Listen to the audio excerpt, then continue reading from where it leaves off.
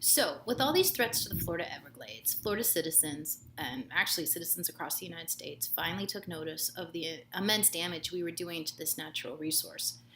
So, in 1988, the U.S. Attorney General actually had to sue the state of Florida for the state of Florida's failure to actually protect the Everglades, or really take much effort at all to stop all the damage that was being done. This lawsuit went on for quite a while, and then candidate Lawton Chiles based his campaign for governor on a promise to settle the lawsuits and do right by the Florida Everglades. So he won the election, and in 1991, he came down from Tallahassee, marched into a Miami courthouse, and basically threw the state of Florida upon the mercy of the court. He said that the state recognized that the water in the Everglades was dirty, that it needed to be fixed, and the state was ready to do what was necessary to protect one of its most valuable natural resources. That's great. But here we sit from about 20, 30 years later, and not a whole lot of progress has actually been made. And there's a lot of reasons for that. After the 1991 announcement by Governor Chiles, a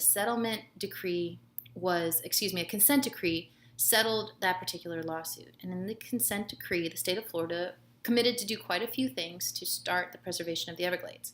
One was to install water treatment facilities that would clean much of the water that was draining off the farms and off of residential areas, clean it before it reached the Everglades. So it would limit the pollution I mentioned in our last video from reaching the Everglades. Another commitment was to buy land to help with the water recharge and to limit further development into the Everglades. Eventually, this consent decree was not self-effectuating, and eventually the state of Florida passed legislation to implement the consent decree called the Everglades Forever Act. And that act took what was in the consent decree and actually built upon it a little bit. It required that the state of Florida would not only build stormwater treatment plants to try to limit pollution, it would also start putting regulatory requirements on the agricultural interest around the Everglades called best management practices, trying to force the agricultural interest to be more conservative with their use of water and with their emission of fertilizers, nitrogen, insecticide, and pesticides, basically just try to limit their impact. And the state committed to buy land to help preserve and expand a little bit what was left of the Everglades.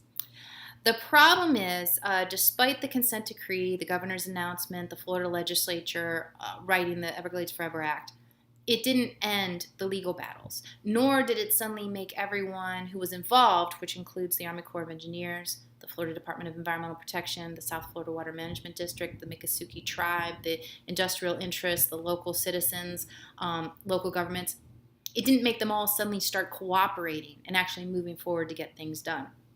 So, despite the legislation and the consent decree, there were more lawsuits. Agricultural interests did try to stop much of the litigation or any efforts in the Everglades even after the lawsuit was ended. And around 2000, the year 2000, a comprehensive Everglades restoration plan was written. It's required by the Florida Everglades Forever Act. So the Comprehensive Everglades Restoration Plan, known as a CERT, was written in 2000, and it had some very detailed guidelines for all the agencies and government entities that were involved, laying out their tasks toward restoration of the Everglades, whether it was to build the stormwater facilities, whether it was to regulate agriculture, whether it was try to acquire more land, whether it was to clear out invasive species. This CERP laid out everyone's responsibilities and also laid out financial responsibilities.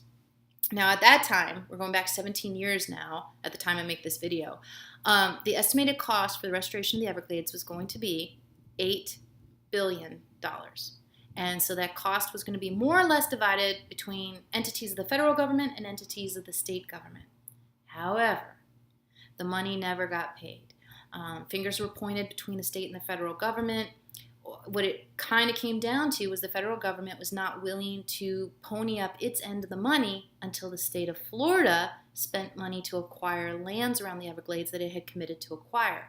The problem was the state of Florida could not afford, either through outright purchase or through the eminent domain process, to buy all of the land it had committed to buy. So the federal government would not release all the money it had committed to release, And so the Everglades restoration just continued to be stalled. Most recently, and there is an article attached in this module that I would like you to read, but most recently there has been another settlement, this time signed by Governor Scott, which has made further commitments to restore the Everglades. At this point, the estimated cost to restore the Everglades has gone up to over $16 billion because the situation got worse. The invasive species expanded, the pollution got worse, more land was paved over, so the cost went up because of the 20-year delay to actually get started on anything. The other reason the cost went up is just inflation. So in the most recent settlement, where Governor Scott committed the state of Florida would do several things, get rid of invasives, buy more property, try to clean the pollutants, the current estimates are it will take till the year 2026 to get things done. However, there are some experts you'll see in the article who say it's going to take many more decades than that to actually clean the Everglades. And we shall be watching.